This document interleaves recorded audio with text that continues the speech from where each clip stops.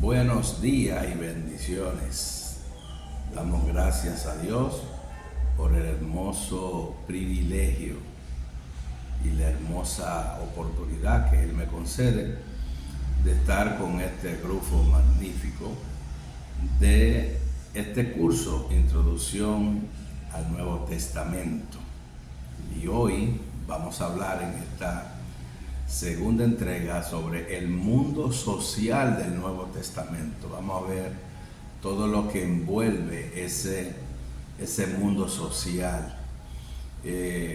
Cuando estudiamos, ¿verdad?, el libro de Martínez, que es uno de los libros de texto para este curso, Martínez examina el contexto social y cultural en lo que él escribió en el Nuevo Testamento, ayudando a los lectores y a cada uno de nosotros a comprender mejor las circunstancias históricas y sociales que influyeron en los textos bíblicos. Para quienes valoramos la fe cristiana y entender también y tratar de explicar el mensaje del Nuevo Testamento dentro de lo que es su contexto social, es una tarea necesaria y emocionalmente, pero al mismo tiempo es una tarea compleja y exigente en nosotros poder comprender, ¿verdad?, este mundo social de lo que es el Nuevo Testamento. Pero también es necesaria y emocionante porque hacer esa tarea nos permite descubrir a cada uno de nosotros nuevas maneras de reforzar nuestra identidad como seguidores de Jesús. En el Nuevo Testamento, el Nuevo Testamento ha sido el fundamento de la fe, también de la vida y la obra de la Iglesia a través de diferentes épocas y culturas. Así pues, nuestra devoción a Dios, la fidelidad a nuestra historia religiosa, también la solidez y el dinamismo de nuestra fe en Cristo y la eficacia de nuestra misión en la sociedad dependen del conocimiento que tengamos de Él. Además, nosotros podemos observar que detrás y dentro de cada documento del Nuevo Testamento existieron fuerzas sociales que forjaron su producción y se manifestaron en su contenido, pero que permanecen ocultas a nuestros ojos. ¿Por qué? Esa sería la pregunta.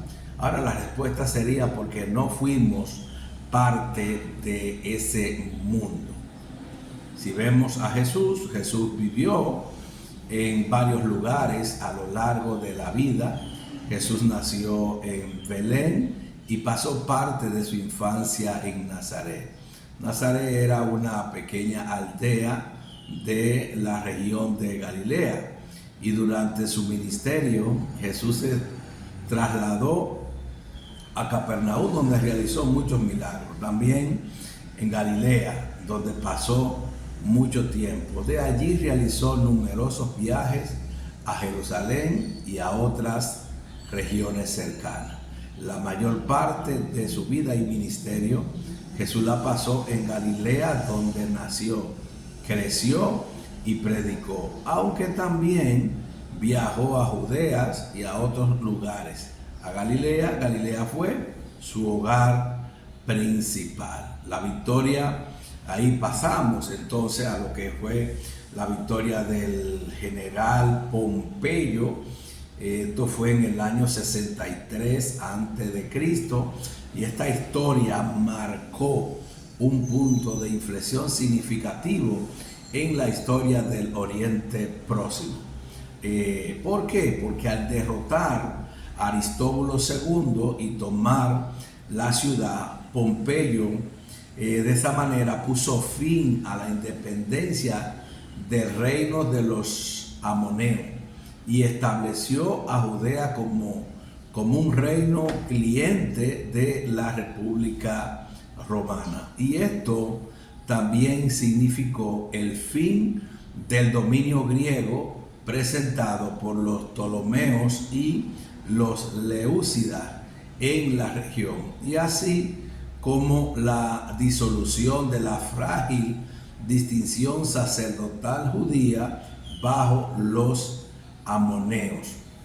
En tiempo de los emperadores había una sola religión oficial a la cual todos los habitantes del Imperio Romano estaban sometidos.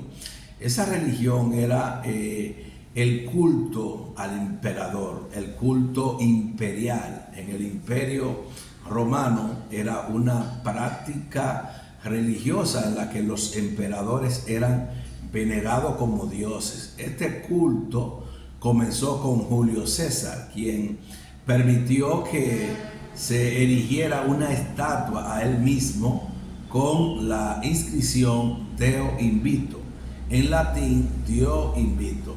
Sin embargo, fue durante el Principado cuando el culto al emperador se convirtió en un elemento de la religión cristiana. Y los 6 factores que contribuyeron para mantener la paz en los países subyugados estaban, esta paz es con X. Está la paz con X, que es la paz romana, que fue a fuerza, ¿verdad?, de su poderío, pero esta paz, como ellos lo llaman, paz con X, pudo contribuir a lo que era mantener a los países subyugados, y ahí estaba lo que era ellos hacían una administración eficiente, y el Imperio Romano tenía una administración centralizada y eficiente, que de esa manera ellos podían ayudar, pero también mantener el orden y la estabilidad en las provincias subyugadas. También tenían lo que era la infraestructura. Ahí con esto ellos contribuían, hacían carreteras, puentes y otra infraestructura que facilitó el comercio y la movilidad, lo que contribuyó a la prosperidad económica y social. También las legiones romanas eran las presencias de las legiones romanas que garantizaban la seguridad y el control militar en las provincias, disuadiendo las rebeliones y los conflictos internos. También estaba la integración cultural. Los romanos, ellos promovían la integración cultural y la romanización de las provincias, adoptando y adaptando elementos de las culturas locales. También la economía, el comercio y la economía romana, ellos aquí fomentaban la interdependencia entre las provincias y Roma, creando una red económica que beneficiaba a ambas partes. Y por último estaba la religión y el culto imperial. El culto a los emperadores y la adopción de la religión romana ayudaban a unificar las provincias bajo un mismo sistema de creencia y práctica religiosa. Entonces, ¿cómo hacía Roma para gobernar a los pueblos bajo su dominio? Roma utilizaba una combinación de métodos para gobernar a los pueblos bajo su dominio, asegurando tanto control militar como la integración cultural y económica. En el Imperio Romano, el emperador desempeñaba un papel central no solo en el gobierno, sino también en la vida social y cultural de sus ciudadanos. El emperador era visto como la máxima autoridad política y militar, y también responsable de dirigir el imperio, pero además de garantizar la estabilidad y la seguridad de sus fronteras. Además tenía la obligación de proteger a sus súbditos y garantizar su bienestar, lo cual lograba mediante la administración de la justicia la provisión de alimentos. El emperador también fomentaba lo que era el progreso en varios niveles, incluyendo el arte, la arquitectura, la educación y también la economía. Para su manutención, la población del mundo greco-romana dependía de la agricultura, la cría de animales, la manufactura y el comercio. Ahora, el progreso de la sociedad y la economía del mundo greco-romano estuvo basado en una política esclavista. Palestina tuvo bajo ocupación romana en día del Nuevo Testamento, y sus colonizadores la dividieron para tener un mejor control económico, político y militar. Podemos mencionar los grupos religiosos judíos que encontramos en el Nuevo Testamento. También podemos, aparte de mencionar, comentar sobre ello, y ahí estaban los fariseos. Los fariseos eran conocidos por sus estrictas observancias a lo que era la ley y sus tradiciones orales. Los fariseos creían en la resurrección de los muertos y en la exigencia de los ángeles. Pero por otro lado tenían a lo que eran los saduceos, y este grupo era más aristocráticos y se alineaba con las autoridades romanas.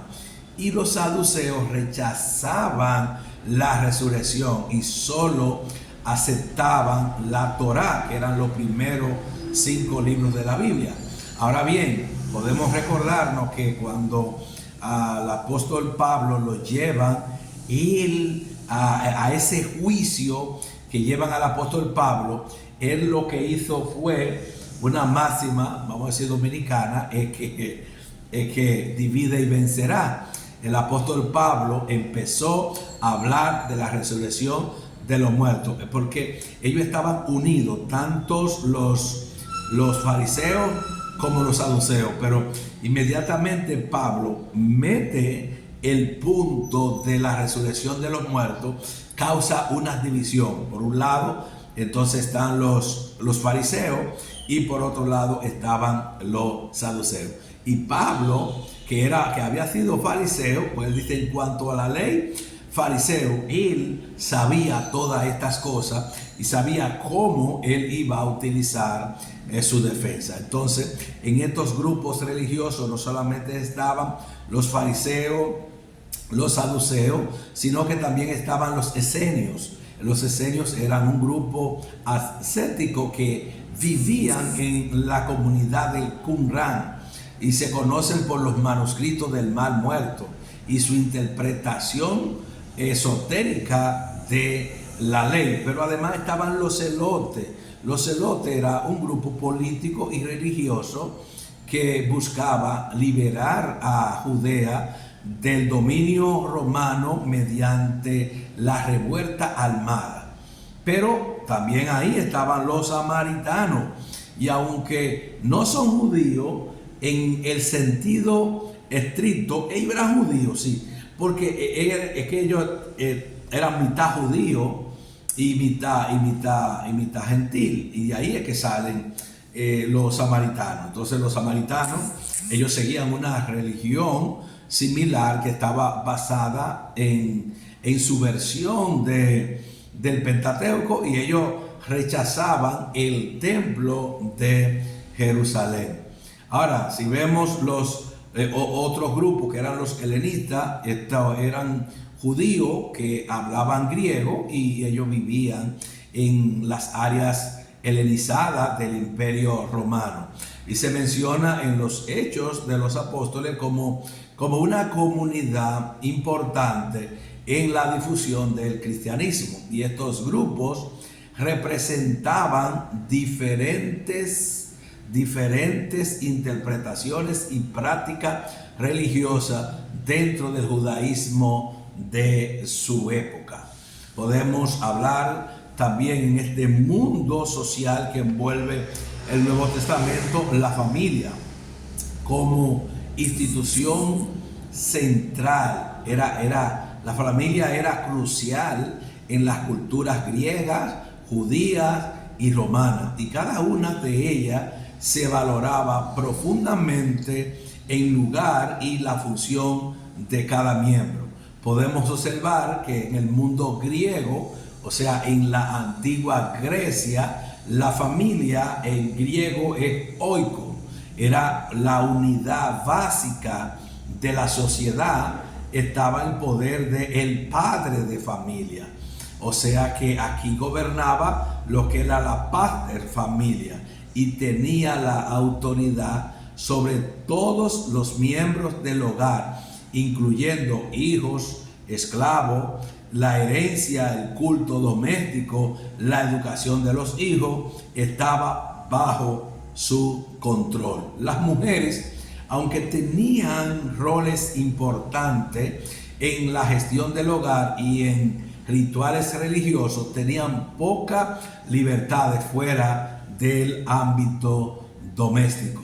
Ahora, si vemos lo que es el mundo romano, similar al modelo griego, la familia romana también giraba en torno a lo que es el concepto de pater familia.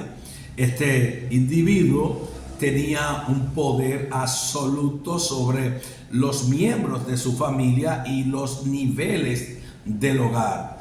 La familia romana se organizaban de manera patriarcal, pero también esta familia eran vistas como una entidad económica y también religiosa. Ahora, los matrimonios y las relaciones familiares se usaban para formar alianzas políticas, pero también fortalecer lo que era la posición social de la época. Con el tiempo, las mujeres romanas ganaron más derechos en comparación con las griegas. Ahora, podemos observar que en el mundo judío, en la sociedad judía, la familia también era la piedra angular. La ley mosaica regulaba muchos de las prácticas familiares, y la ley mosaica enfatizaba la importancia del respeto y la obediencia hacia los padres. La educación de los hijos en los preceptos de la fe era una responsabilidad primordial de los padres. Ahora bien, las familias extendidas, incluyendo los abuelos y otros parientes, también jugaban un papel significativo en la vida diaria y en la toma de decisiones importantes. En resumen, las tres culturas, la familia no solo era la unidad social fundamental, sino también una institución que transmitía valores, tradiciones y creencias esenciales para la cohesión y la continuidad de la cultura. En el proceso, entonces, volviendo a lo que es el proceso de helenización iniciado por Alejandro Magno, seguido por sus sucesores, entre ellos los Ptolomeos y los Leucidas, y reavivado por los romanos, fue todo un éxito. El proceso de helenización iniciado por Alejandro fue sin duda un éxito notable en la historia. Alejandro no solo conquistó vastos territorios, sino que también él difundió la cultura, el idioma y las ideas griegas a lo largo de todo su imperio. Esta expansión cultural continuó bajo sus sucesores, Ptolomeo en Egipto y Leócida en Mesopotamia y también en Persia. Y ellos adoptaron y promovieron la cultura griega en sus respectivas regiones. Es cierto, sí, que los autores del Nuevo Testamento, aunque rechazaron mucho de la filosofía gentil, utilizaron buena parte del contenido y la forma de comunicación filosófica de aquel tiempo. En conclusión, vemos que mientras los autores del Nuevo Testamento, ellos rechazaban esta doctrina filosófica que consideraban contraria a lo que era el mensaje cristiano, pero ellos adoptaron métodos de argumentación y comunicación utilizados por los filósofos gentiles. Por ejemplo, podemos ver un ejemplo notable en el apóstol Pablo. Él utilizaba técnicas retóricas comunes en la filosofía estoica, y su epístola lo que le permitía a él conectar con esa audiencia greco-romana de una manera eficiente, de una manera eficaz. Alabado sea el nombre del Señor. De esa manera concluimos esta segunda sesión de este curso, Introducción al Nuevo Testamento. En la próxima semana estaremos en una tercera entrega. Bendiciones y shalom.